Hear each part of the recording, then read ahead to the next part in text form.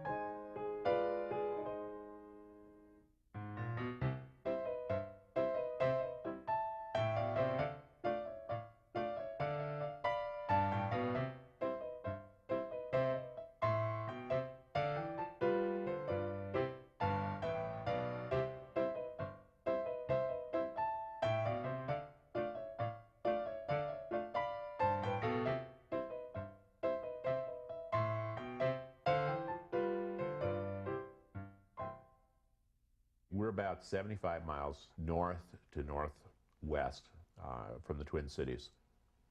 Until 5 years ago, there was not a sign that pointed what direction Holdingford was. There are no state highways that go through this town. There are only county roads. Somebody a long time ago decided that one highway would be diverted through another town rather than this one, because the representative happened to live in the other town and not this one. And if you follow logically, the highway should go through Holdingford. But it jogs over by about 4 miles or 5 miles, so that way it could go through this other little small town. Garrison Keillor does a radio program called Prairie Home Companion. And he talks about this community in central Minnesota called Lake Wobegon. It's that place that we would all like to live. And he commented once that Holdingford was the most Lake Wobegonic community in the area. Everybody's just slightly above average. That's all there is to it. And that's kind of true. They are. Our test scores for our students are that way. Our workers are that way. It's like a step back in time, and it's nice. The people are so friendly around here. I mean, like if you go to town, you stop and talk to everybody, and everybody knows you, and it's just, it's friendly. I mean, growing up, it was a lot of hard work. We lived on a farm. I got up at 4:30 in the morning, milked cows, came home from school in winter and had to milk cows and chop silage and baled hay and did all that kind of stuff. But it was a peaceful life. It taught you how to work and the values of life. There's a lot of strong work ethic. The farmland's not the best in the world, primarily because a lot of it's sand and gravel. On a wet year, you'll get good crops. On a dry year, you get nothing. So the small farm just doesn't make it anymore. You can't milk 20 cows really anymore and make a living like years ago. When I was milking, we milked anywhere from 20 to 30 cows, and you could make a living and raise a family with that. You can't do that anymore. You have to do that, plus have another job. So I worked dishwashing at the high school. At first, it was just kind of like a hassle. You know, I milked cows in the morning, did that sort of thing, came in, cleaned up, went to school, came home, did the same thing over again. But I liked the people and I liked the work. Everybody had a really good time. Oh, I think it's just a wonderful group. Just kind of a family, just a real close-knit group of wonderful ladies. Yeah. I think it was October 25th, just a month into the school. We just gotten home from church, and we sat down for breakfast, and my supervisor calls, and she says, well, you need to come in. And I says, no, it's Sunday, I'm not coming in. I had turned off my cell phone. I was in southern Minnesota, and on Sunday night we were driving back, and there was a message on there, call Dale, my business manager. So I called him, and he said, just want to let you know that on Monday morning we will have to hire 16 new employees. And what do you mean? Well, he says, the cooks are all going to resign on Monday morning. Yeah. What? Why? Now, this is Channel 5 Eyewitness News at 5. Instead of the usual hungry mouths, these food service workers faced a hungry media this morning. Everyone wanting to know what these 15 cooks and 1 custodian are going to do with all that money. I'm going to get a refrigerator that has a built-in ice maker. One thing Phylis Breth isn't going to do is quit her job. I work here and I spray dishes.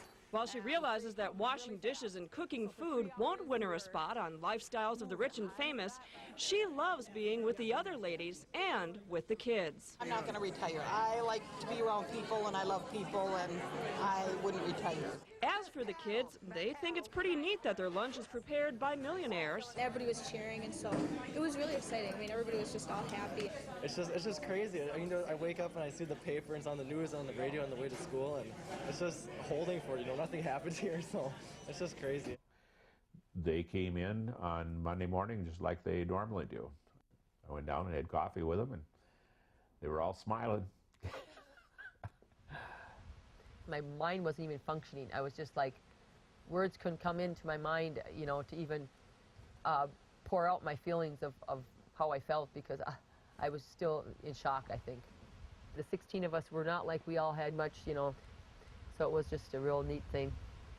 Coming home Monday morning, I tell my husband, really, do we have more money than so-and-so? Do we have more money than so-and-so? And he goes, yeah, because we've got some friends that are wealthy, and it's like, they never have to worry about money, it seems. And then I said, well, do we have more money than they do? So, yeah, that was what was unbelievable. They all came back. They're all working. Matter of fact, there's still 11 of them that are working here. They weren't rich and they weren't poor, because even if they didn't make a lot of money, they had all those things that we all wish that we had. And money doesn't buy it. And it's still there. That's what's nice about it.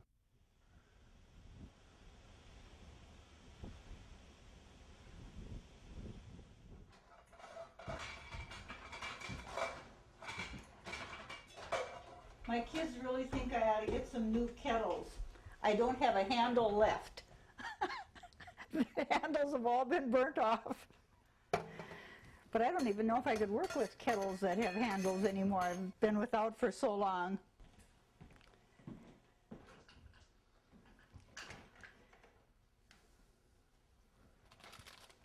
About a year and a half ago, they asked if I would take over collecting the quarters, buying the tickets, and checking the numbers. I hadn't bought lottery tickets for a long time, but after they put me in charge of it at school, then we would buy one for ourselves and one for the school. Sunday morning, I got the paper, checked our personal ticket, and we had one number. And after about 15 minutes, I remembered that I had taken the numbers home from school. And immediately I knew we won $3, because that's the first number you check, is that Powerball. And then I looked at the rest of them and I thought, oh golly. So I said, we won the Powerball. My husband said, yeah, $3. I said, no, I think we won the big stuff. The next day, the St. Paul Pioneer Press said, did you ever think about switching tickets? Well, the only way I would have switched them would have been if I'd have had the winning ticket. I would have called my supervisor and got her to school, and I would have exchanged the tickets and sworn her to secrecy, because this way it made the lives of 16 families so much better. And I guess that's what I think it's all about. Okay. Doctor of Rap, 3 letters. I got the E in there. Okay. My husband bought the winning ticket.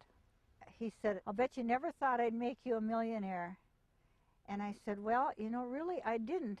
But I sure didn't think you'd do it to 15 other women at the same time."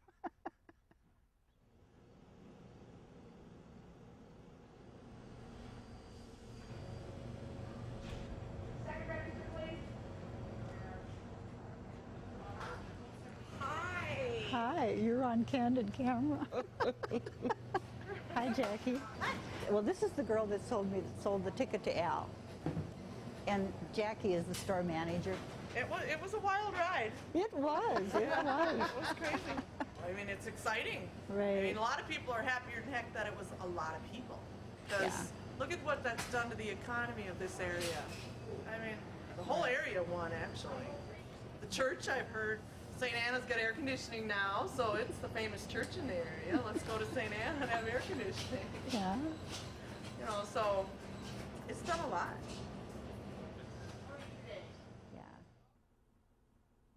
This guy, he picked up a prostitute. He says, "I want some kinky sex."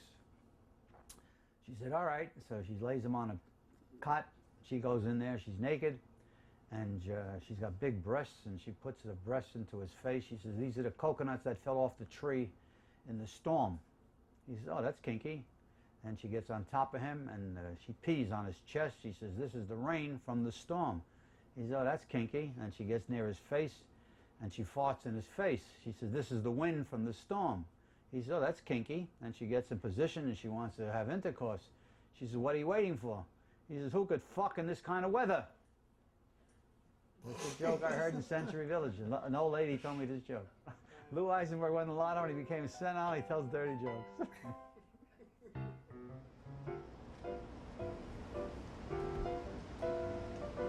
Hey, Gussie, how you doing, babe? My sister's a Brooklynite. As soon as she saw him, she knew who he was.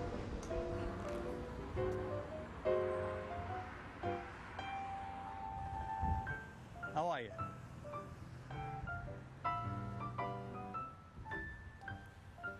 And we go this way, that way, and across. Yeah.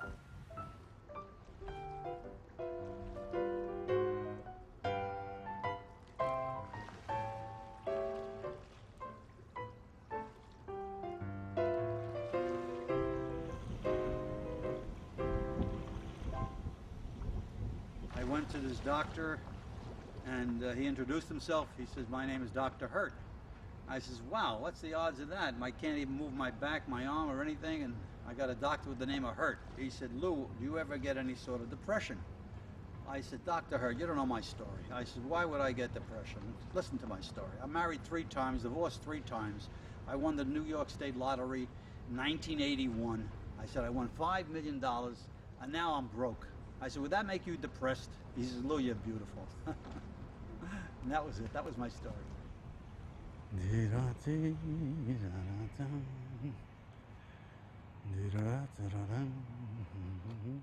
I'm still enjoying my life without the lottery winnings and so on and so forth. Right now I live in Florida, in West Palm, and I have a small co-op, and every once in a while we get a hurricane, but so far God has been good and everything is holding up, which is good. It's not quite like Brooklyn, but it's got its good points. Here's a face. Mister, can I have your signature? You could have my hat. Look at it. Look at it. If I had your hair, you know what I'd be? You'd be in I'd be Hollywood. beautiful. I got 2 frozen meals. You want them? What do you mean frozen? You know, Hungry Man dinner and Boston with one is with chopsticks and the other one is with chicken and potato. Give me it. I'll take it. Okay, 1 minute. That's his wife, Phylis. Adorable, huh? I don't want to say too much because he gets jealous. Thanks, Phylis. Thanks, Bob. Jane Ann says she doesn't have to cook. No, that's what I'm thinking. At first I said no, but now goodbye. Mwah. Excuse me, Bob. He got us on film kissing. That's not. Oh my God! There's another thing, another divorce. God. Take care. Take care. Feel better. You too. All right. There was a newspaper man, Ron Wiggins. He said, "Lou, how come you didn't do what you had to do? You know, put a certain amount away." I said, "Ron, I never thought I'd be 76. No, nobody did. And I get a small pension from my electrical stuff that I did for 11 years and my Social Security, and that's about it. I got a good sweetheart. I wish I could win the lotto for her. Who knows? Life is strange. I could hit it again. Or I can get lucky at the dog track. Who knows? Life is crazy. You got to have hope.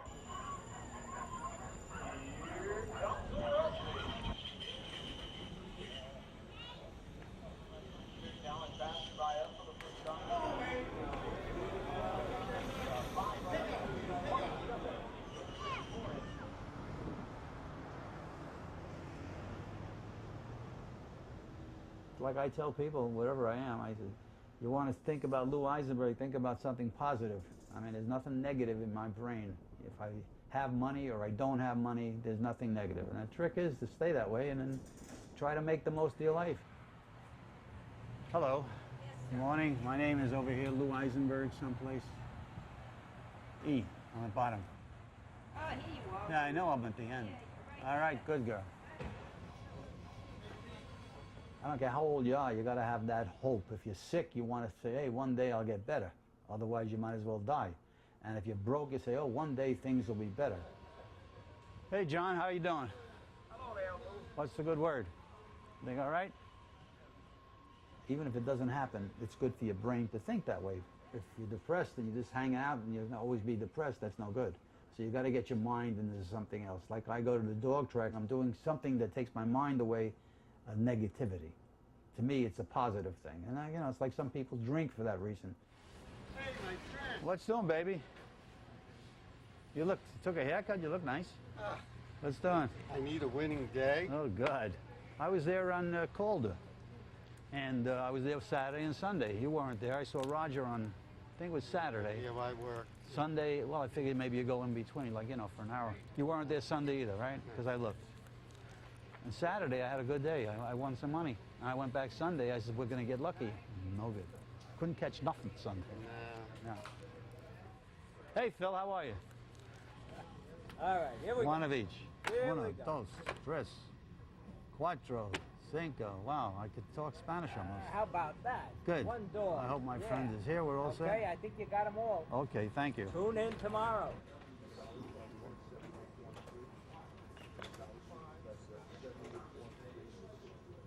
I bet usually simulcast. I like to bet Belmont and different tracks. And I go. I don't go as heavy as I used to go, but I still go and I still play. I enjoy it. And that's part of my scene, and my girlfriend works there, so it gives me more of an incentive to go. Hey, Jane, how you doing, babe? $1 try, 7 with 2 with 3, 4, 6, 8. $2, 7, 3, 7, 7, 7, 2, 7, 8. Give me $1 double cartwheel, 2, 4, 7 with 3, 7, 5, 9.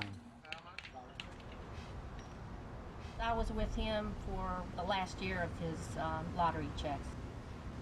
He really didn't change much. He's that kind of guy. Thank you. A lot of people, they say he blew it all gambling, but you know, he's enjoyed himself and he really doesn't care what other people say. Maybe on a certain level, but he's enjoyed his life. And you know, maybe a lot of people would do it differently, but who's to say we could get run over by a Mack truck? All right. Gotta get up. They're playing the national anthem. That's everybody. Whatever.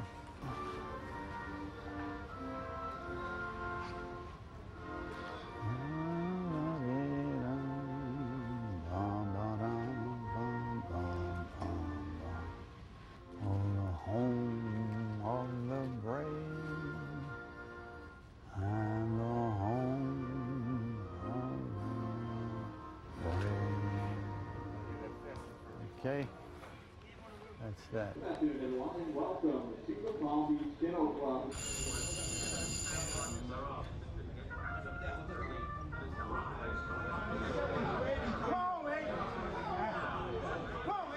7's the winner. Are they crazy? 7-4-8. I don't hit it. Well, what are you gonna do? Can't have every horse. It's impossible. Now we're going to go to the doggies down this way.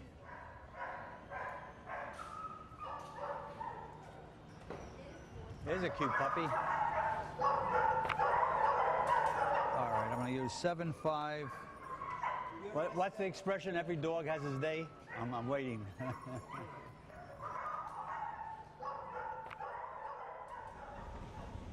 5 is Braxton throughout the aisle, weighing to 69.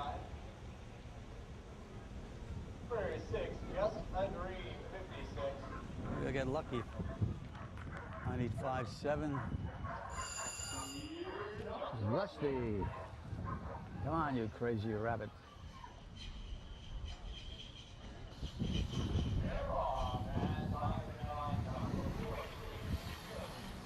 Let's go, 5, baby.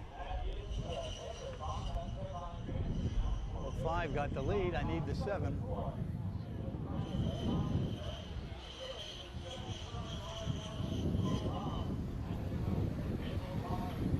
Five, 7, that's us, baby. We hit it. 5, 7. What's that gonna pay? Well, one never knows, you know. It's like I have to see if I get lucky. Who knows? Every day is a new day, you know. A new adventure.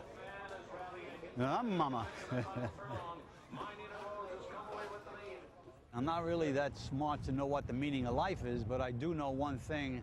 You might as well make the most of it and enjoy it. It's the only game in town. You know, I always have people, look up, but once in a while, look down, there may be a hole, and you don't want to fall into it. That's what life's really about, and that's it. But make the most of it, baby.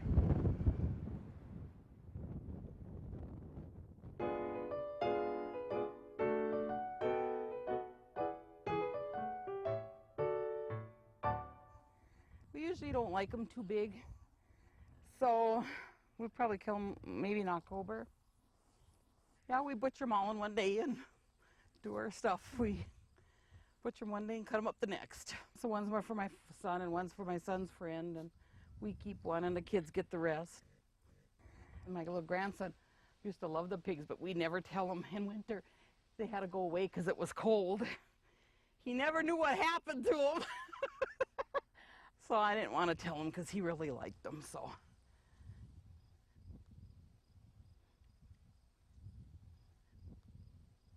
Growing up, we did all the thrashing, baled hay and picked rocks, you know, plus going to school, and came home and worked till 8 or 9 in the barn, came home and tried to get an hour of studying it, and same old thing the next day. So that's what we're used to. We used to have cows and we used to spread manure and use that, but now everything is falling apart. Nobody wanted to farm, and my husband's got a bad back, and, you know, we got out of it, so. But that's his first love, is farming, you know. He really enjoyed that. But comes a time where you have to go big and have the best machinery and stuff like that, you know. My husband's mom and dad raised their family here in this house and lived there all his life. And when we first got married, we had a trailer house back in that corner, and then we lived there for, oh, I don't even remember how many years it was. 6 maybe, and then we built the house. So I had 3 kids in a 2-bedroom trailer. So it was pretty small. So it's the good old days. But it was fine. I mean, it was a nice living. We didn't have anything. I mean, what we had was good enough then, but it was all old stuff. I mean, we didn't buy a used couch, put it downstairs. You know, it wasn't anything that I went to a store to buy. Now we're involved in doing the house. The hardest thing for me to do now will be to get rid of that stuff or not use it again. I still don't like spending money. So I'm not going elaborate with anything. I'm still gonna kind of keep, I mean, I don't have expensive taste. I don't think I like nice stuff, but it's not expensive. So I don't know if I can't say if my life is really, I mean, it's nice to know I can do it, but I'll let you know once my house is done how I feel. It'll be different. Then maybe I'll feel like a millionaire. Maybe I'll say, oh my gosh, this is nice.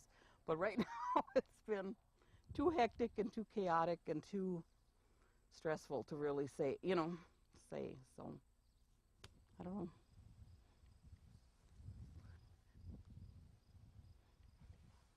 We haven't done anything really in our house for, it's going to be 28, 29 years.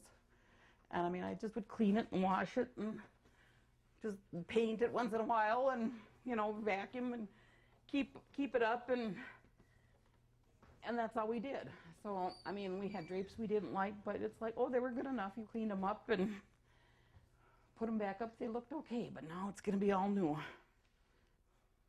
Paul, open up some windows down here, okay? Somebody asked me, well, how does it feel for Christmas? You can go and buy anything you want. Well, there was really nothing I really wanted. I mean, everything I want is maybe $30. You know, I went and I bought stuff for my bathroom. It wasn't on sale. And I went with my daughter, and she said, Mom, you should buy this. And I thought, no, it's $30 just for a glass garbage can, and I break it. Well, then the next day when we went to look at the lights, I did put it in my cart, and I did buy it. So, I mean, I would have never did that otherwise. And I think that kind of, I'm thinking now when I'm buying stuff for the house, and you can go buy things and you don't have to buy the plastic. It's sinking in a little bit more. My son-in-law called the day we told him that we had won the lottery. And then he goes, Phil, what are you planning to do for yourself? And I said, well, I'm planning to help my kids out a lot. And he said, that's not what I asked you. What are you going to do for yourself? I said, I don't know. There was nothing. I mean, everything I have is fine, da-da-da-da. I never gave it a thought, and I never even thought about it. And then I said, well, you know what I always wanted was a refrigerator with an ice cube maker and water, because I'm always got water and ice. So now I ordered one.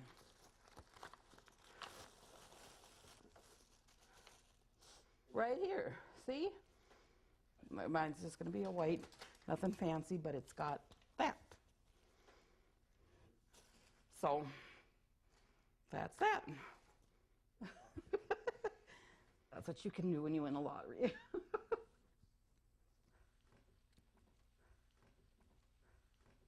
Today, the citywide garage sale's in Holdingford, and I didn't get to go, so.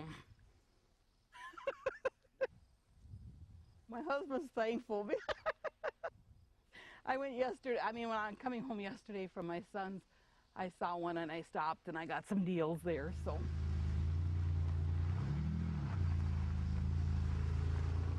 Oh, there's a huge garage sale at Mary's.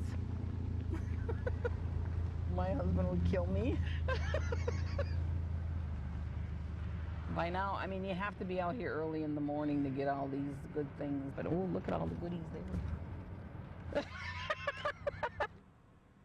You bought all my goodies. Are all the bargains gone, or there's still some left? Oh, there's a ton of them left. Did you buy all the good bargains, or what? Well, I'm getting some more right here. Oh. You think you aren't going to find anything, and you do. You always find something? Well, I'll be. I love these Christmas records. Oh, that's cute. Phyllis. What? You should shop in places. That's where you find all the bargains, though. I know, it's the most I was so fun. excited yesterday. I got a ice cream soup scoop for 10 cents. Well, I'm getting 2 little dolls here for 10 cents.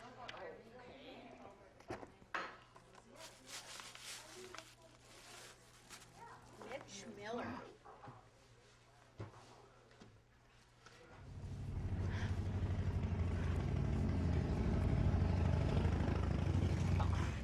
I didn't find nothing I can buy. We'll have to stop at another one.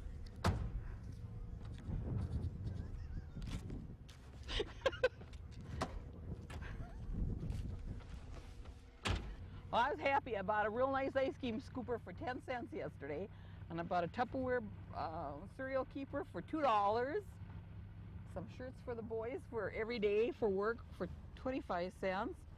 So I hit the jackpot yesterday.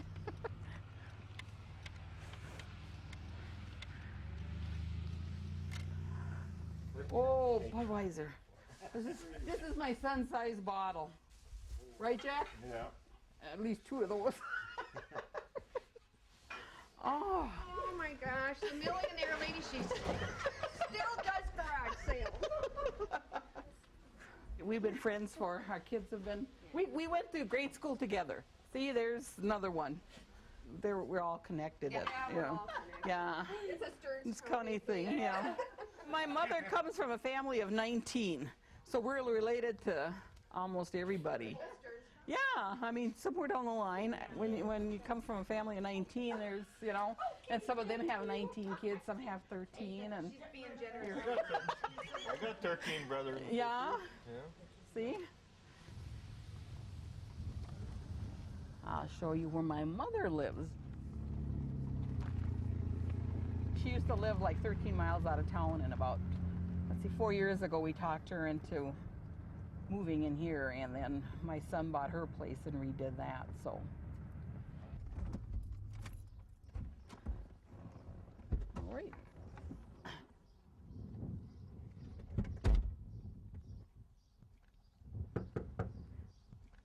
You couldn't open the door yourself. See, that's what I get from my mother. This is my mom and where she lives. Oh, pickles. Is there some in here, Mom? Help yourself. Nice to have her nice and close. Mmm. You know, because she lived in a big house, so I always worried. So it's just a comfort having her here. Well, it's a mess. Shoes laying around all over. Yeah, it's a mess. It's a mess. Mom has more rosaries than she knows what to do with, so. They pray on them. She's the one who comes from a family of 19. She has 19 brothers and sisters. There's only her and a sister left. This is John, Charlie, Joe, Vince, Dad, Frank, Pete, Alois, Val, Louie, me, Mom, Josephine, Sally, Johanna, Mary, Lucy, Catherine, Angeline, Celia, Bridget, and Victoria.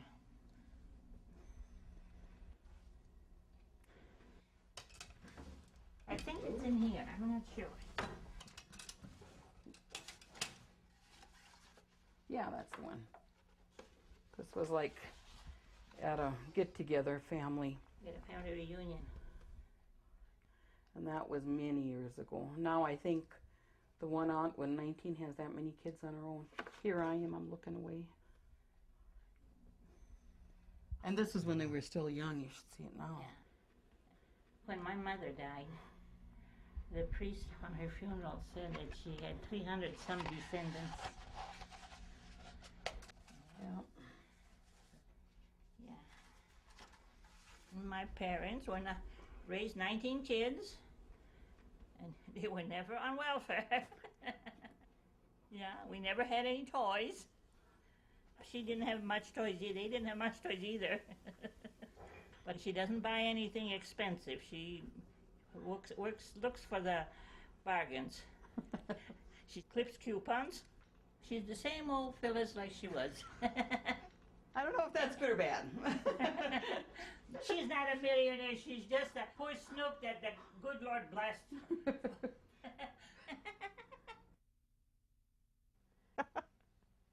My oldest daughter. She's always been pestering us to buy her four-wheeler. Well, finally I told her, yeah, when I win the lottery, you can get your four-wheeler.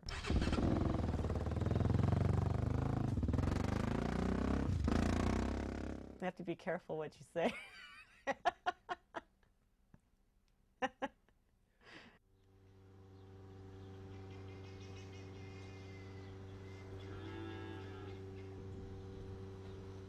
Well, I always told everybody I was going to win the lottery. I'm not going to make it farming, so I said, well, we got to win the lottery, so. But I'd say not a whole lot has changed in our daily schedule. You know, still up at 5 and milk cows. We haven't done anything like, you know, ran off and says, oh, we're millionaires, we can go and do this. But if I want to buy something, I can buy it.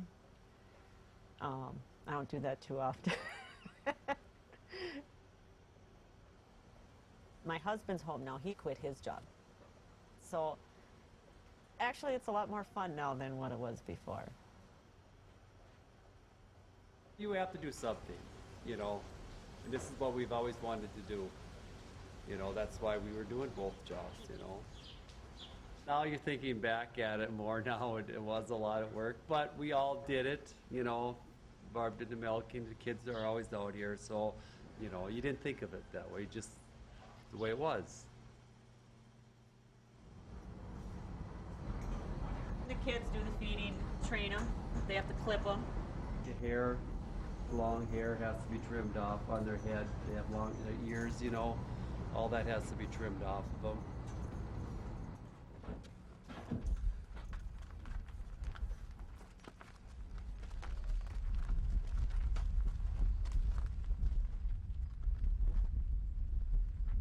For the showing, they're a lot cleaner, and she washes them a lot and blow dries them and everything. They have so much hair, it just takes forever to dry, and then they comb them. It's a lot. It is a lot of work. Yep. She bought that with her own money, this animal here last winter.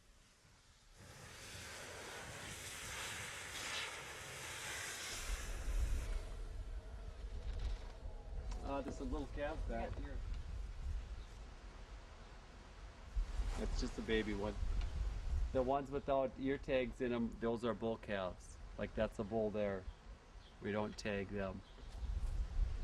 We will castrate him when he gets bigger and stuff, make him a steer. These are the bigger steers, like the little one we had, and this is what the bigger ones are now. We just butchered here 2 weeks ago for ourselves.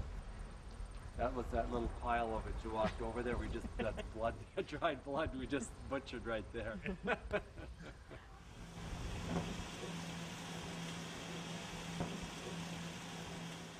I don't have quite as many worries as I did before. You know, you say that money's not everything. Well, it's not. You know, family comes first, but it's just made it a lot easier. You know, I know the kids can go on to college now, and that's been a big thing for us to know that, you know, now they can go to college if that's what they choose to do. But I don't think we've really changed that much. I don't know. You'd have to ask the neighbors that one.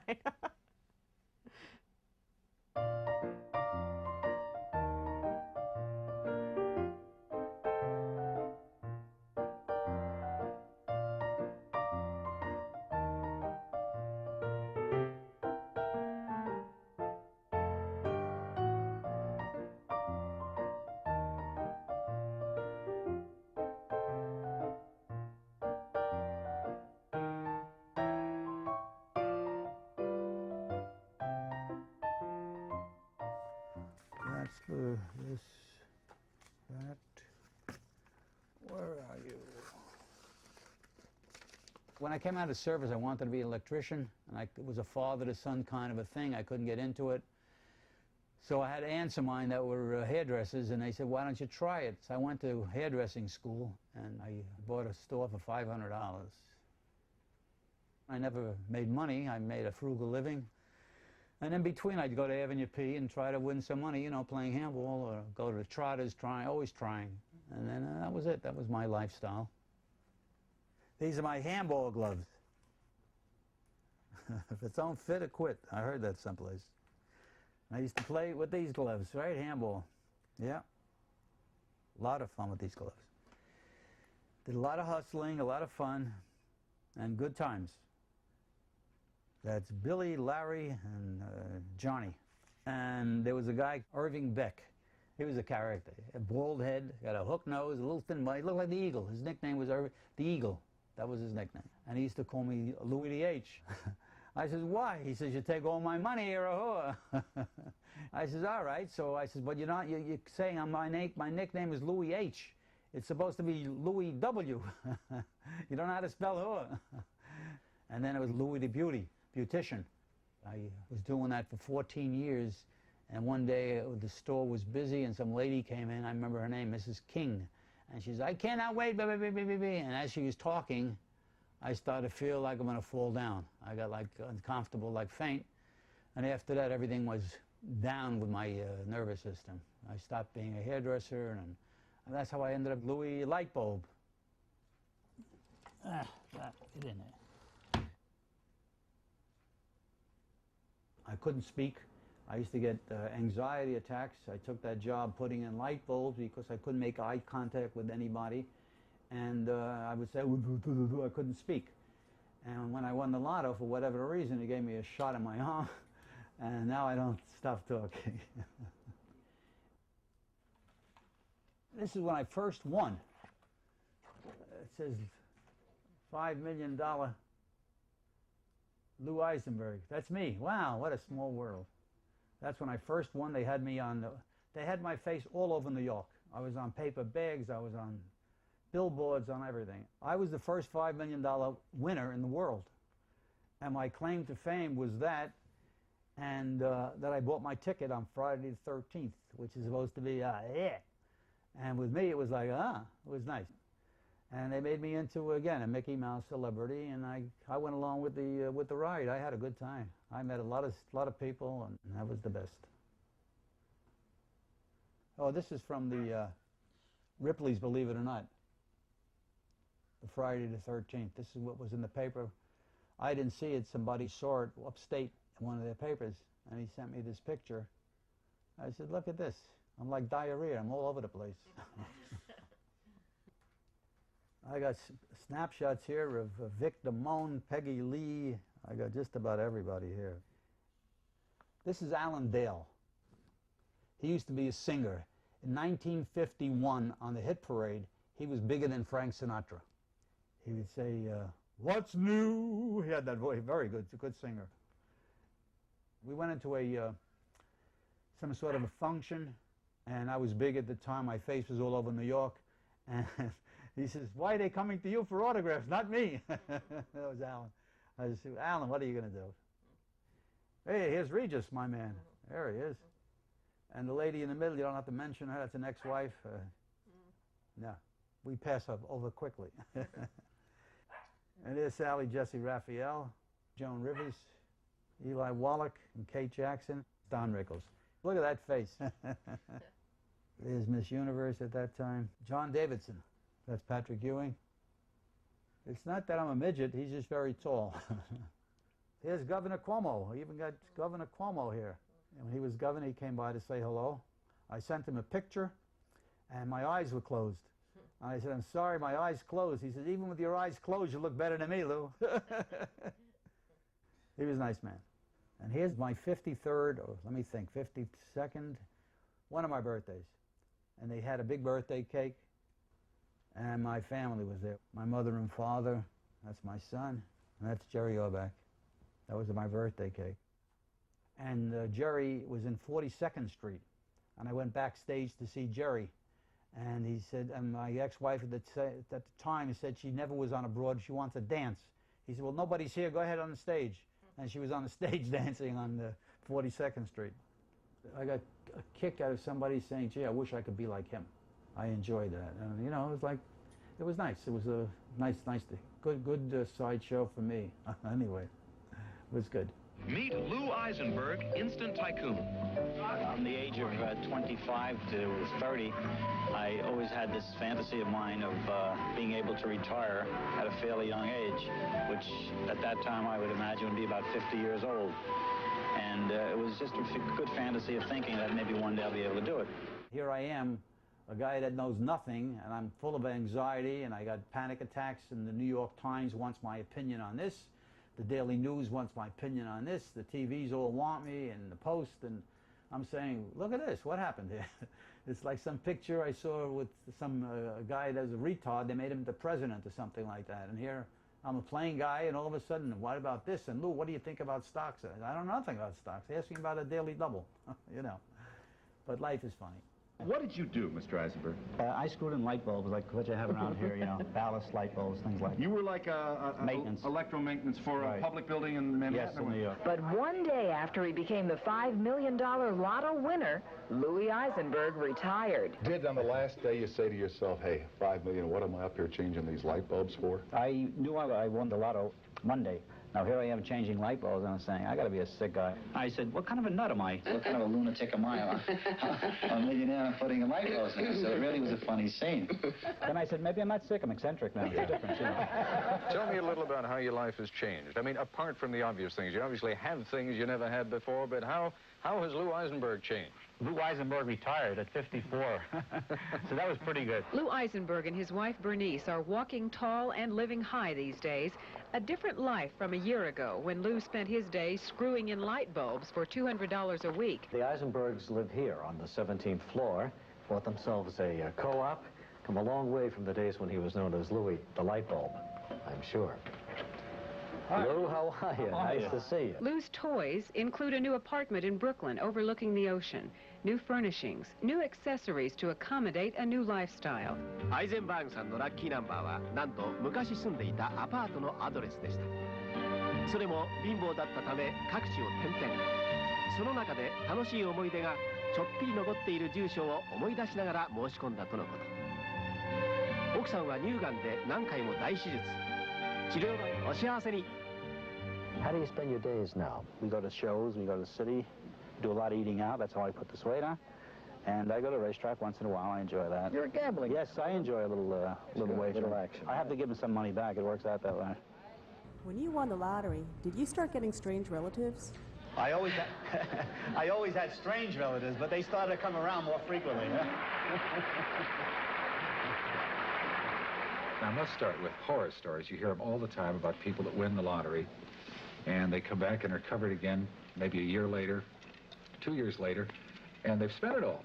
They've squandered it. Well, it took me 20 years.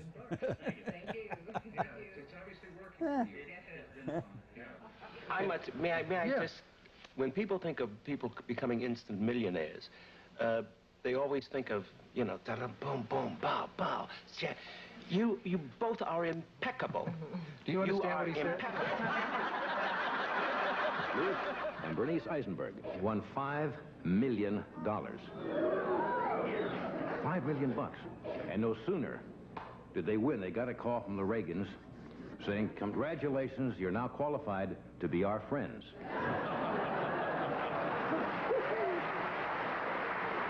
I don't want to get personal and ask what you were making before. You may. But, $225 a week, from bulbs to financial success. Yeah. I did it my way, I don't know. He cracks up on it. Okay, we'll be back in just a minute. We'll take a break here. Figure this out. He did it his way. This is before Curtis. I did a lot of stuff, you know, for the first year, because Curtis won the following year. In 1982, he won the same amount he says he won $200 more, but that's all right. It's $5 million and change. He came to the press conference. Most people come with 3, 4 people.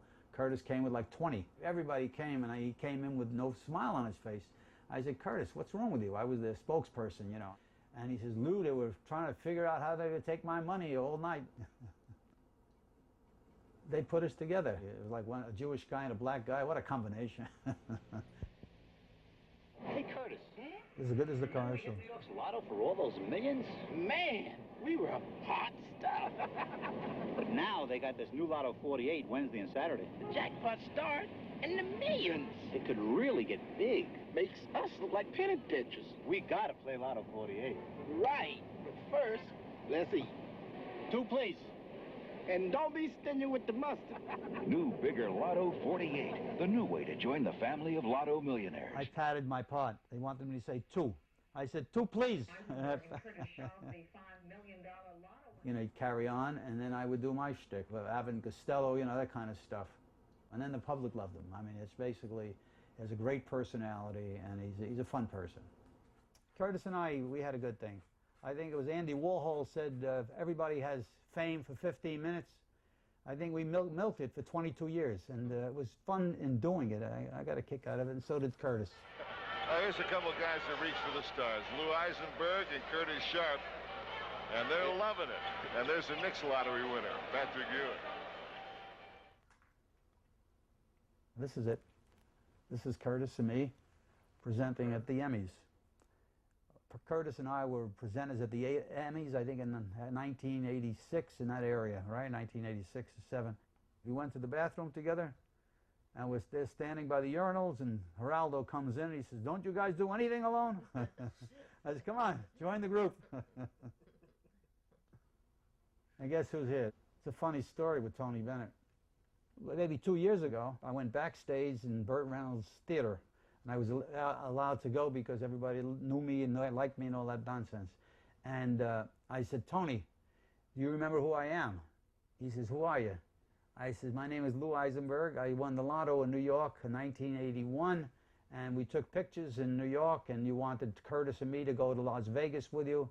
And Tony Bennett says, no, I don't remember you. I said, do you remember Curtis? He used to wear a derby and this and that. And he says, no, I don't remember him either. I said, okay, let's take the picture anyway. Now I go home and I talk to Curtis. I says, Curtis, I saw Tony Bennett. He says, yeah. I says, and he didn't know who I was. He said, well, Lou, what are you going to do? I said, but that's not the end of it. He didn't know who you were. He says, that rat. That was funny. But Tony was all right. Funny stories. And time marches on.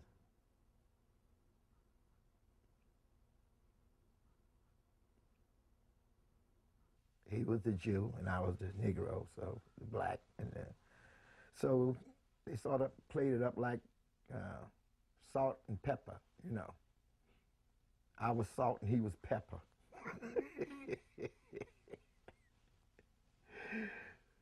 Yeah. When I won, my face went all over the world. I was in the working man class, so people looked at me as a celebrity. And it was really something. People see me walking down the street, jumping out the cars, coming over shaking my hand, acting like they've been knowing me for years, you know, and I'm just signing autographs and everything, you know. It was just chaos, you know. I was a big thing during that time.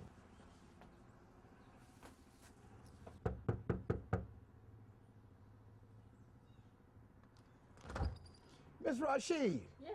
How you doing? Fine, how are you?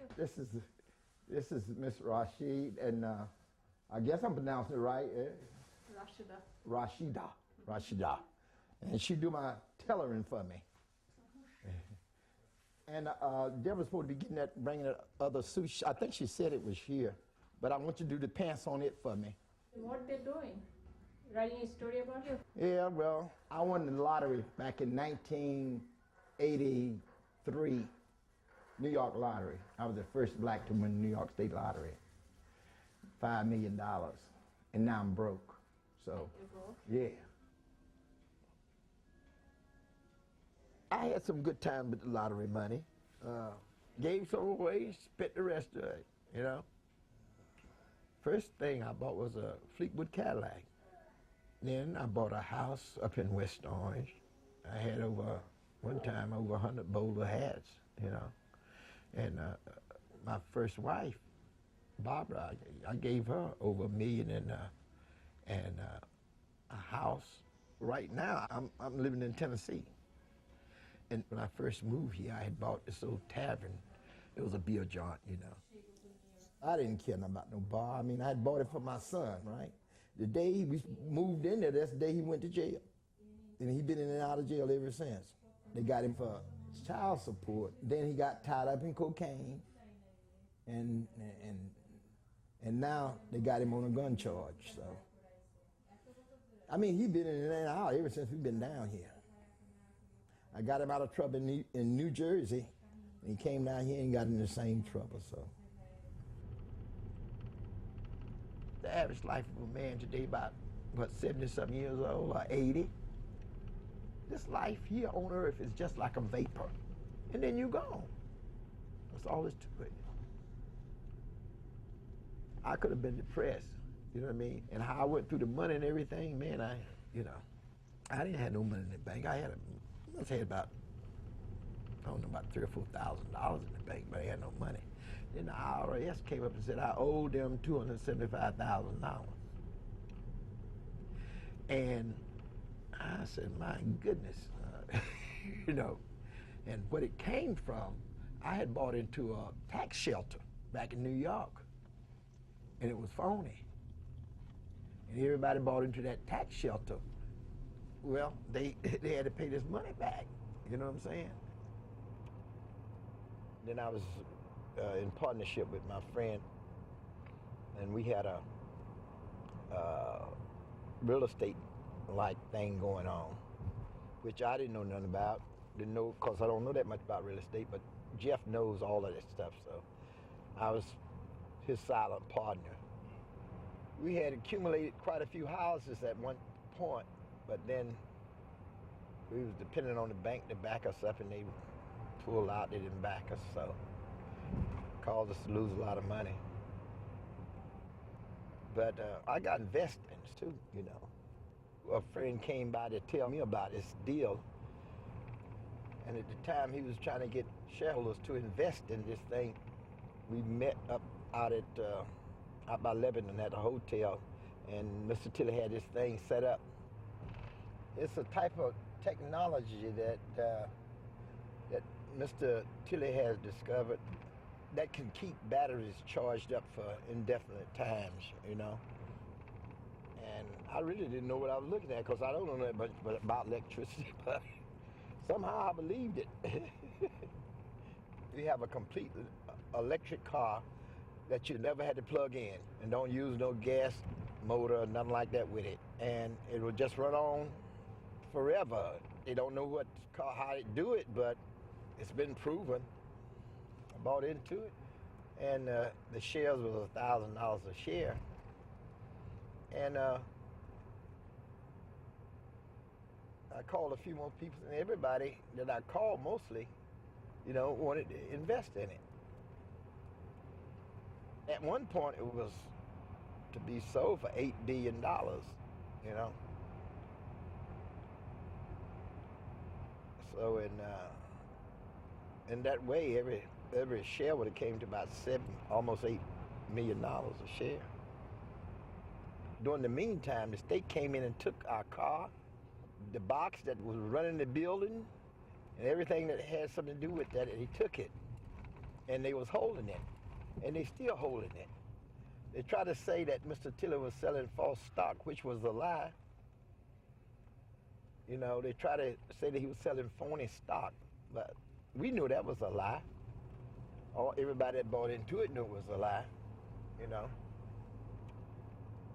We done gone through some trials and tribulations with it, but I think at the end it's gonna be worth the wait. Oh man, they have nice neighborhoods all over this place. We got some nice big houses up in here. See, in order to have a house like that, you got to have money. You know what I'm saying? Because you got the upkeep on the houses, say, tremendous. And the property tax, man, it runs you like I don't know what.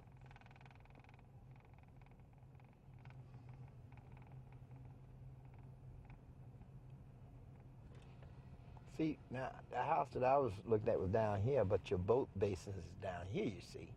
You don't have it right back of the house. I wanted something to just come right into my backyard, you know. Oh, they got this house here for sale now, too. Oh, yeah, I'll be able to buy several of these, man. It's not that I would, but... Now, here's the one I was looking at right here.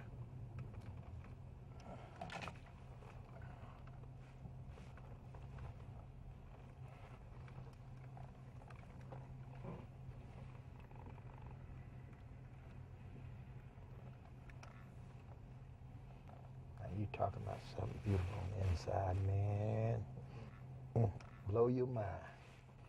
Yeah, if the money had a came, we was gonna get that house there and that one and this one right here.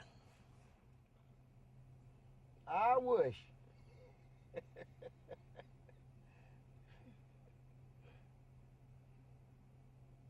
Man, this is the life. Just as soon as my horse come in, I'm gonna get me one.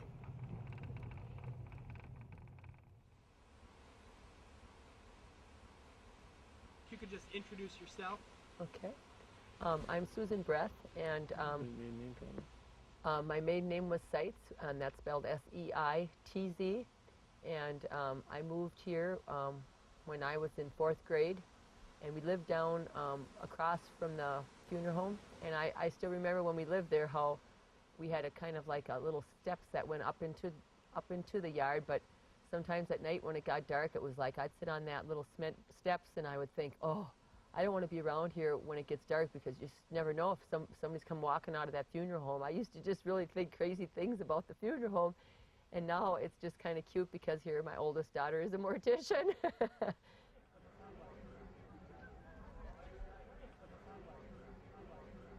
Okay, polka time, folks. Don't forget, we got a request, feel free. We don't know him, we'll play him anyway.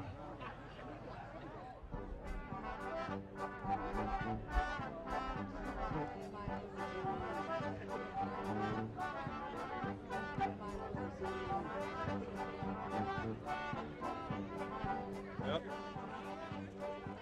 It's quite the gathering. A lot of people come from far and wide.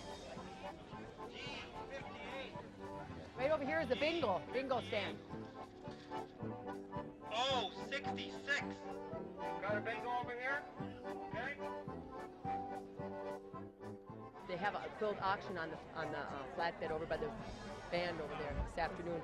Gosh, beautiful. Oh, look at the deer. Yeah. Here's the alphabets. Here's the Winnie the Pooh. That's a popular one. This is Precious Moments. Precious Moments. Oh, here's another one, Care Bears. Oh, is this beautiful. Better continue on. I'm just not a big city slicker. I guess I just, don't go out to Red Lobster and say, hey, yeah, I want, lobster or something, so. Did you get butter for your bread? Yeah. Yeah, okay. Maybe I'll grab this peach one. Just never even dawned on me that would ever win anything like that. I'm not one to run downtown and buy lottery tickets, stuff like that. And to have 16 of us winning it was lucky, because I guess I just can't even imagine ever winning it myself. I just couldn't. I don't know if I could handle it. We haven't changed really, and there's no reason to. We were both born and raised and grew up with things were kind of tough, and we pinched and we saved and this and that, and I don't think we have changed much. Okay. Coming from a family of 13, it was not easy because, like I said, I was probably one of the oddballs out of the 13 that had problems. I had a lazy eye, and so in second grade already I had to wear a patch on my eye, and so I was going to the eye doctor every month, and then I had to have special shoes because I had a fallen arch, and then I used to have tonsillitis a lot, and so between that and going to the doctor, it was just kind of like, it was a real, a lot of expense back then in those days. They always used to say, yeah, Susan, you're the real oddball and you're costing mom and dad a lot of money. So when I was in 10th grade, I started working at the grocery store. I still remember when we would get paid, it was $1 an hour. So I made $20 a week. And when I could bring home a beef roast for my family, it was like my mom was overwhelmed. So that was what was really great. Okay, now we will take you to my fruit cellar. And here, oh yeah, then I didn't tell you this. Actually, in the winter, we only burn wood, and that's pretty much our fuel. We have a wood stove down here. My husband splits all this from wherever and keeps it and stores it out on the home farm, which is about 5 or 6 miles west out of Holdingford here on number 17. I got people calling me. They call me the woodman. I got people calling me to clean up their deadfall, and I just love cutting wood. It's good therapy. I call this here therapy for men. I burn wood all my life, and I'm going to keep on burning wood as long as the good Lord lets me. We have lots of stuff in here, and mostly a lot of jars. And my husband he just took out about 50 or 75 jars about a couple years ago and said he had these huge plastic bags from work, and he goes, Susan, you can't keep keeping jars. What are you going to do with them? And I said, well, there's people out there that sometimes need quart jars, and it was all these Miracle Whip jars. So he, one day when I wasn't home, went and cleaned out a bunch of jars. I get a lot of jars from some of my sisters, and sometimes when my husband has a picnic or whatever, they buy the pickles. So then they're going to throw the jars, and I say, no, don't throw the jars. I'll reuse them. This is all my homemade tomato juice. I bottled it in 2002 in these little bottles that you buy regular apple juice in and stuff. I must have made about 20 bottles of juice like this, and then I also made salsa. I love to make salsa, and I keep these jars from the original Tostitos or wherever I buy salsa. Sometimes the kids keep the jars, and then I reuse them, and so they reseal in the same salsa jar. And even the taco sauce, I like to make my salsa in the taco little bottle, so nothing gets thrown away around here. Believe me, I recycle, reuse everything I possibly can. You can use your Gerber Junior baby food jars again. Actually, these are jars from when my kids were little yet, needless to say, but yeah. Now this was canned in 1998. And this one is actually from back in 1995. These are my 2001 pickles. These would be my 2002. These are from 2003, and I put them in an applesauce, Musselman applesauce jar. And this is the good old Miracle Whip jar. This is now another ragu jar, which I use a lot of them too. The grape jelly jar, Cub Food hamburger slices. There's one jar in here that I remember very well. This is a Folgers coffee jar, this particular jar, and this is a nice one too when you have like the medium-sized pickles, because then you can get 2 layers and then even put the littler ones on the top. But I would say the best pickle jar usually would be pretty much the Gidney. They have the wide mouth, and so then you can really pack them in and you don't have to worry about pushing them and sliding the pickle and busting it up. No, I believe these are my 2004 pickles here. I'll have to probably use these first when I start getting into 2004 because they look a little cloudy. They should look a little clearer than this, I think.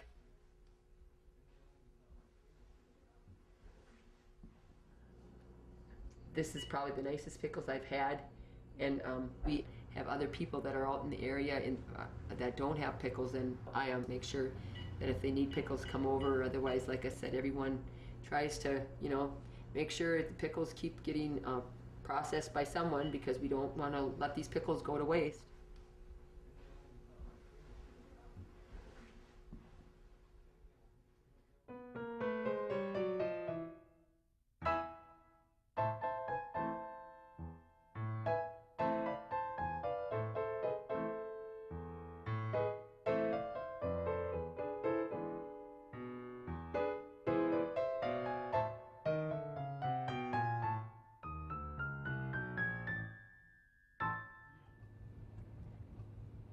We had a cold snap for maybe about 2 weeks, but I think it's been less snow than normal. It's been like below 0, 30 below, that type of thing, but I like it cold. Really now since Christmas, it's been a lot of work because of the fact that, people have been sick and vacations and surgeries and things like that.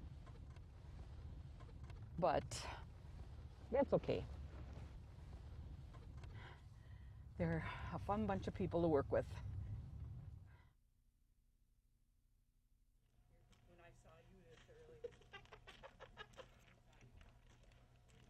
Oh, I didn't know Rosanna was sick. Yeah. What's the matter with her? Do you know?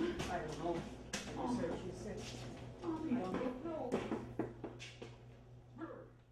My husband was an RN, the VA hospital, he worked there. And then he got a job at a nursing home, and he worked there until I won the lottery, and I told him I wanted him to quit. So that was my gift to him. I said, now you're retiring. Your handy dandy hairnets, I'll be so cute. That's a fast-moving pace when you have to feed all those kids and wash those dishes. I got bad knees. I've had 4 knee surgeries and an ankle surgery. So, it keeps me going. At least it keeps you limbered up. So, it gives you something to do and it keeps you in shape, can't you tell? I just work, it gives you something to do, and what do? I mean, if you sit around, you're gonna, what purpose do you have in life?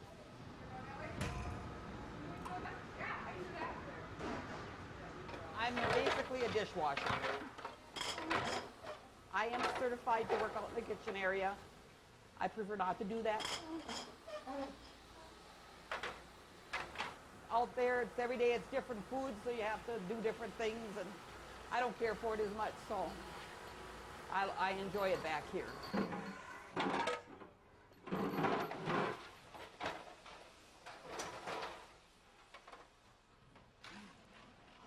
When you have like mashed potatoes or cheese or dressing, you get, it's hard to keep up.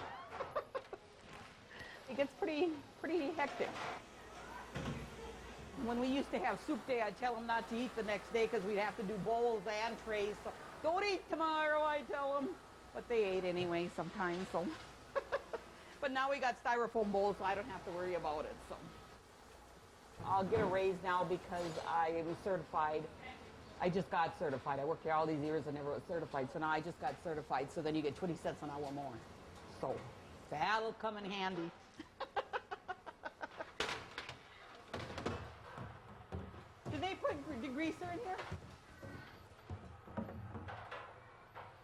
I use that money for what I wanted to do, and I still do that. So it's like my money, and I can do with it what I want. And I live from paycheck to paycheck. You know, when I get that paycheck, I can go to town today, I can go shopping, I can do some Christmas shopping. Thank you. You betcha. You know, we're older in life, but we have 4 kids. We want to see them benefit from this. My kids told me to retire next year. I mean, like finish up this year, but I don't think that's going to happen. I like it. My husband's home, and I mean, if I was home all the time with him, we'd probably be divorced, and I don't want that. So it just gives me something to do, and I like the people I work with, so we have a good time. I've been playing for 14 years, and it finally paid off. At a quarter a shot. We started out putting a quarter in, and that's what we always put in. The neat thing about it, I won it with 15 of my best friends, ladies I've worked with for years. It was a lot of fun. You know, it was interesting because the first day that when the news came out, a couple of kids, these are upperclassmen, juniors and seniors, says, "What's going to happen with us now with our food?" Because they really like what they make. And I says, "I don't know. I hope it doesn't change anything." And at the end of the school year, I saw a couple of the kids, and I said, "Well, has the quality of the food changed?" "Oh no, it's still the same." So if you think about it, they were happy that they won it, but they were also worried about their own stomachs to make sure that their food was going to be still going to be good. So the kids have joked about it, you know, in the lunch line, about the fact being served by millionaires. But other than that, there's not any real change. It's a nice feeling to see them not lose that hometownness. I mean, it's just, they haven't changed at all. And, you know, I don't know if I'd be that way if I just walked out with, you know, $90-some million. So we're impressed. Did we ever think it would happen? No. I mean, it's something that is a dream, a chance of a lifetime, and it's nice that we're all still here to talk about it, though, you know. We were mortgaged to the hilt. Neither of us had a vehicle decent. Well, when you start buying stuff, we got kids to put through college. We just made it a goal. We'll work for 9 years. I quit my other 2 jobs. I just work in the one now. And my husband's doing something he likes that he can handle for 9 more years. And then we decided when the kids are done with school, then we're done.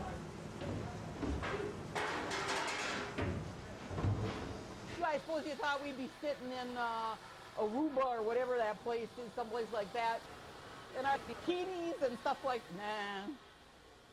I'm always busy. I know everybody asked me if we were going on vacation, and I said no. I'd rather just stay at my house now.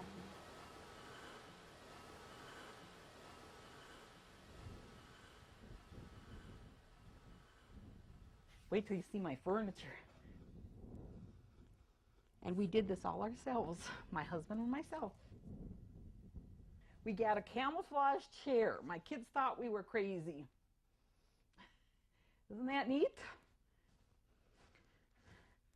Did you ever see one of these where you sit and see? So you can eat here and watch TV, write pictures, play cards, write a love letter, whatever. Isn't that neat? Got our drapes of pennies, custom made. She told me if I wanted to go be daring, I could go with the black. This is my ice maker. I cried when it started working. It took me about 1.5 years to get it, and I never thought I'd be able to afford one of those. So I'm just really happy with it. Look at that. Look at that. Fantastic. And I called my daughter-in-law when I got it hooked up, and I was just crazy. And she told her son, "Come and listen to your mom," because I tell her, "I just heard the ice cubes drop. They're coming in." And I was so excited, so they thought I was crazy. But I cried when that happened, and I cried when I got my furniture when they delivered that. I just was like a giddy schoolgirl. And a little bit when the drapes came, but the furniture and the refrigerator were the worst. So when it came in and I was crying, Paul asked me, "What are you crying for?" I says, "Who would have ever thought I could have just got what I liked?" So this is mine, yes.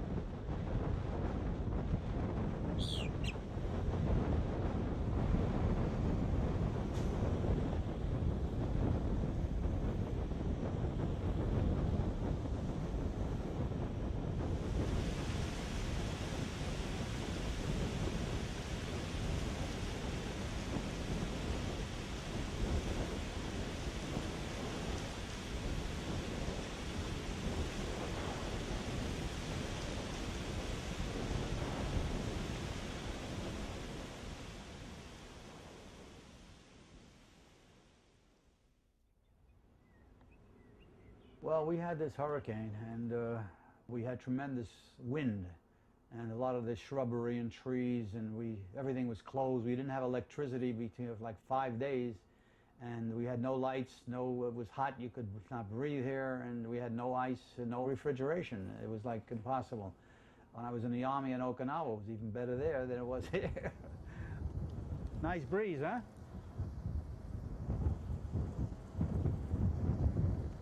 The Red Cross gave out some food, and we had some tuna fish. You know, we had cold cuts, and they filled the trunk with water and ice, and that was what we had. It was a little scary. I had to evacuate my mobile home in Lake Worth, and we have another tropical storm coming in, which we hope bypasses us, but it's taken the same path as Francis, so we're praying that it misses us.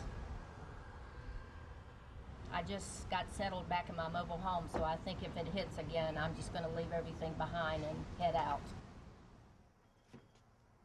Did he fix it or no? He wasn't in. No, he didn't do it. No. All right, what are you going to do next time? Hiya, puppy. Hello, little baby. Look who's here. Guess who's here? There's Schmutzies. Come on,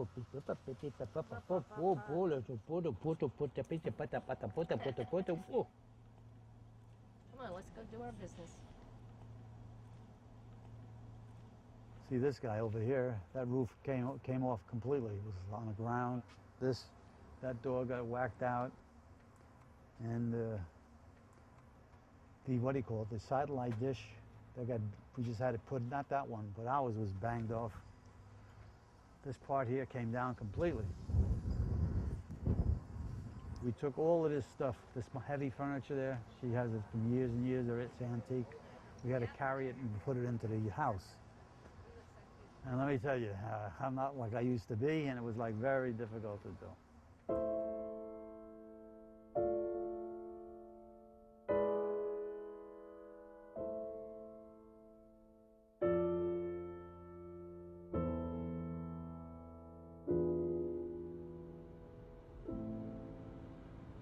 This is my life. Who would ever think I'd be out of Brooklyn? I'd be here. Me, in a million years, I never thought I'd be in Florida. I was 65 and I wanted a whole new life. I wanted to feel like I was young again and everything was good again, and that didn't work out too good. Matter of fact, I got old very quick.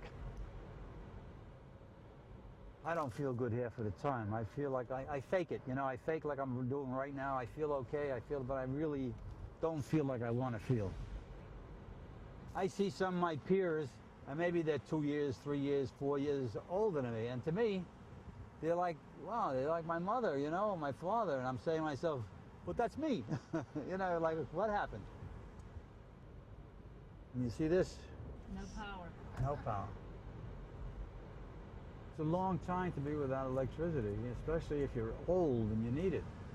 But it could be worse. You know, a lot of people got hurt. Some people might have lost their lives. I mean, a lot of bad things happen, so we got to think that we're fortunate, and that's it. When I was on the Johnny Carson show, I had a young man, a college young man, and he was driving us around.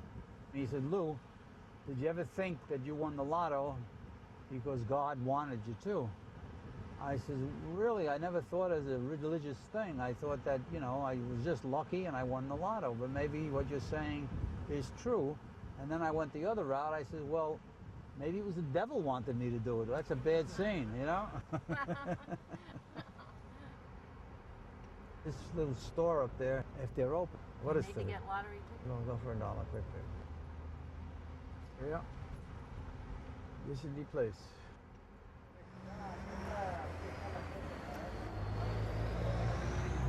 You want to buy my lotto tickets for me? Why not? The guy that owns the place has been here for years and years, and that's why I buy my tickets. They're nice people there. I Very like, good and people. Sam, I get a kick out Good of to see Sam. you. I remember you from the ads from years ago. God, How long ago was that? It's 22 years ago. You could get me lucky. Oh my God. That would be crazy. Huh? I'll be back on Johnny Carson, but there's no more Johnny Carson. I'll take a couple of quick picks. Here you go, we're doing this. Okay, sir. And I'm going to give him the money and let him pay for it. All right. And then what I'll do is I'll get a couple of quick picks. What was that, $2? Two. Yeah. Here's, How many quick? One. Uno. Two. Dos. Three. Tres. Four. This way he'll give me 3 more individual quick picks. Okay, now we're going to get three quick picks, so that'll be $5 altogether, right? This is. I knew one day it'd come in handy. I don't know how, where, or what. Good luck. We'll hit. Who We'll knows? be working. Listen, there's nothing wrong. With regards to Sam. Sam is, you know, you take care of yourself. Thank you very much. That's all right. Get lucky. I hope it works out. South Carolina play that one. They $126 million, right? What am I? That's too much money. But look at all these tickets, though. Look at all these tickets. Don't go for too much. If you're going to get lucky, you're going to go for $1 or $2. Hey, if you win, put me in your bank account. Just send me a Why not? Well, listen, if I win, I'll be back here. All right, we're out. Take care, guys. Stay well, all of you. Get lucky. So.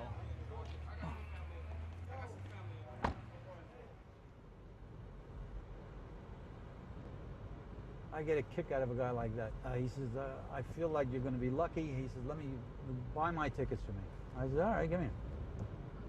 I like, if I could bring somebody happiness and they feel good, I like that. I said that on radio, I said it on TV. I like being a happy person and making other people feel that everything is good. Because everything isn't good, let's face it.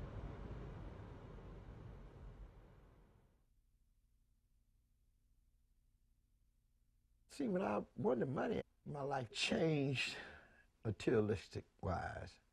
You know, I had all the limousines, you know, because they was always coming and picking me up, you know, taking me into New York to do a show, do some promotion or something like that, you know. And during that time, I started smoking the cigars and stuff like that, you know. And everybody just looked at me as a celebrity. Anywhere I went, they saw the bowler hat, you know, man. People just went crazy. Everybody just hollering and waving at me, you know. Curtis, Curtis, Curtis. Oh, yeah, it was really nice, I'm telling you. But, you know, man, I was backsliding, fornicating, everything, you know. I mean, my fiance here was shacking. We was living together. And I was drinking a lot.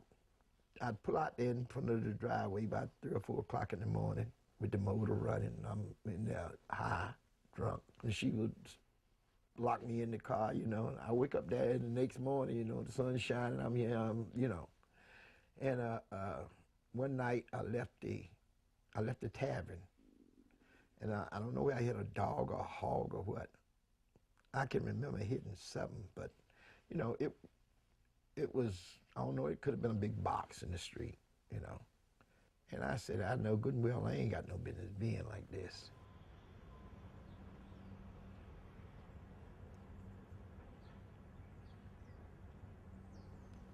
I was a Christian, but I wasn't doing the things that Christians supposed to do. And so it sort of nagged at me, you know. So I went out to the bar and I told them, I said, you can have the place.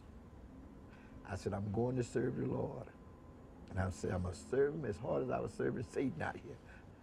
And they laughed at me, you know, because we all used to drink together, you know, and cut up and act foolish, you know. So I walked out there that night and I ain't looked back.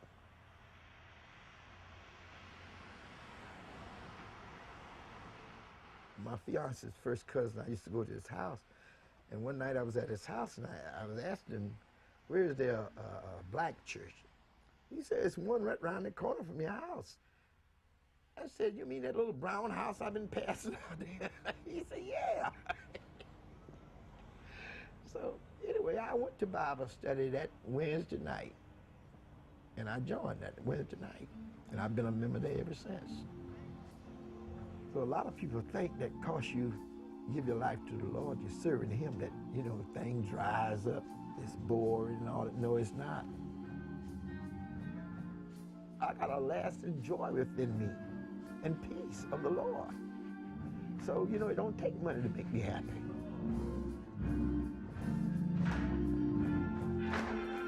Yes, Lord. Oh, glory to his name. Yes, Lord. Thank you, Jesus.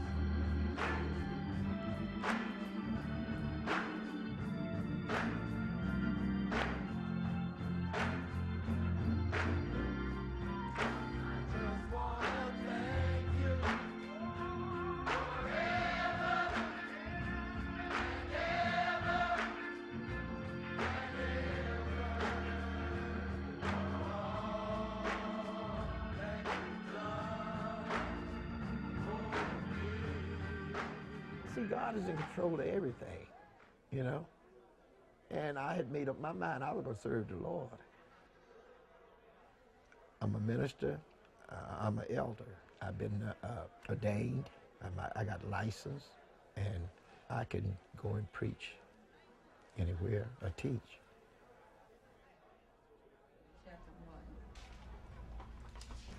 Well, I like to say about you can have joy in the Lord because there's a certain peace that he give you. Mm-hmm. You know, that you might not have the things of the world that you want, mm-hmm. but as long as you got that peace and joy within you, man, you's all right. That's right. You know? Amen. Mm-hmm. You know, like I was telling y'all, they flew me out to California a week before last, and to be on this show, and the show was about, can money buy happiness? When they brought me on, and Larry looked at me, he said, man, why you so happy and jolly? You broke now, you ain't got no money, right? And like I told him, I got the joy of the Lord. You see what I'm saying? It don't take money to make me happy. That's right. Don't take money to cause my joy, you know. Right. We might not have a lot of things of the world that you know, that like a lot of people in the world have, but those things will fade away anyway. That's right. When I won that lottery, I thought I could depend on myself. God showed me I couldn't depend on myself, right? Yeah. Amen. Well, that's my brother here. I learned a lot from him. He's not ashamed of what God has done with him. And he's really like this all the time. And I'm with him every day. He's not lacking for anything. He doesn't have $5 million no more. but what he does have is greater than that. And if God chooses to give him $5 million again, he can. But he really has a love for the Lord and for the Word of God. God has to break you down to humble you. You see, as long as I had that money, I wasn't that humble. You know what I'm saying? He had to show me, in other words, that even though I had all that money and everything, that I still needed him, you see. I never intended to be a preacher, you know what I'm saying? But you never know what the Lord has for you.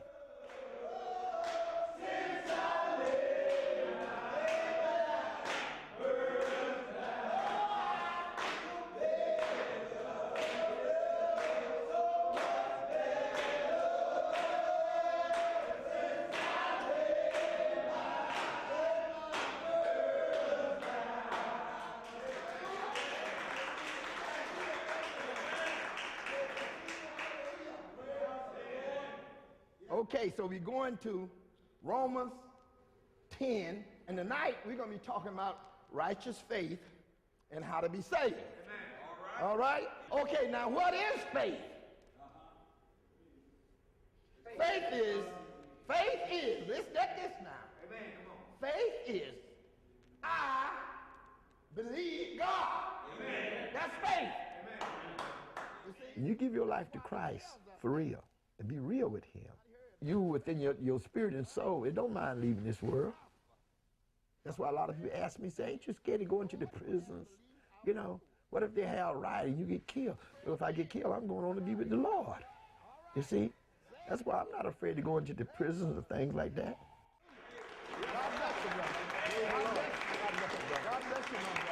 Now unto him who is able to keep us from falling and to present us faultless before the presence of his glory with exceeding joy. To the only wise God our Savior be glory, majesty, dominion, and power.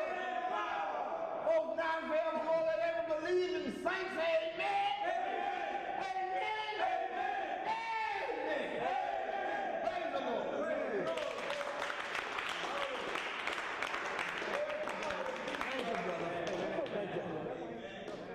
A lot of people ask me, would I do things different if I had to do all over again? There is a few things I would do different. You see, because God blessed me to win the lottery. You know, and I didn't do what I was supposed to do, you know. If I'd have used that money to glorify God, he'd have tripled it for me. God bless you, brother. Love you, brother. Ministers leaving. You need that joy and peace of the Lord within you. You know, and I love it. I don't have the money that I had, but God can still bless me with that too. You know, he can still bless me with that too. I am certified to work out in the kitchen area. I prefer not to do that. Out there, it's every day, it's different food, so you have to do different things, and I don't care for it as much, so I enjoy it back here.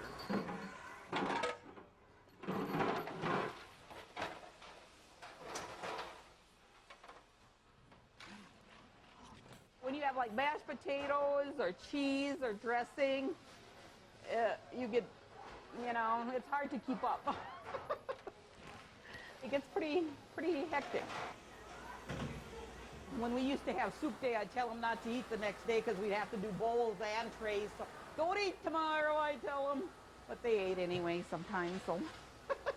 But now we got styrofoam bowls, so I don't have to worry about it, so. I'll get a raise now because I was certified. I just got certified. I worked here all these years and never was certified, so now I just got certified, so then you get 20 cents an hour more. So that'll come in handy.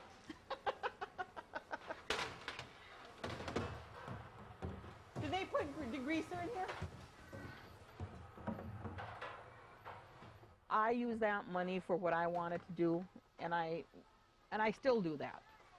So it's like my money, and I can do with it what I want. And I live from paycheck to paycheck. You know, when I get that paycheck, I can go to town today, and I can go shopping. I can do some Christmas shopping. Thank you. You betcha. You know, we're older in life, but we have 4 kids. We want to see them benefit from this. My kids told me to retire next year. I mean, like finish up this year, but I don't think that's going to happen. I like it. My husband's home, and I mean, if I was home all the time with him, we'd probably be divorced, and I don't want that. So it just gives me something to do, and I like the people I work with, so we have a good time. I've been playing for 14 years, and it finally paid off. At a quarter a shot. We started out putting a quarter in, and that's what we always put in. The neat thing about it, I won it with 15 of my best friends, ladies I've worked with for years. It was a lot of fun. You know, it was interesting because the first day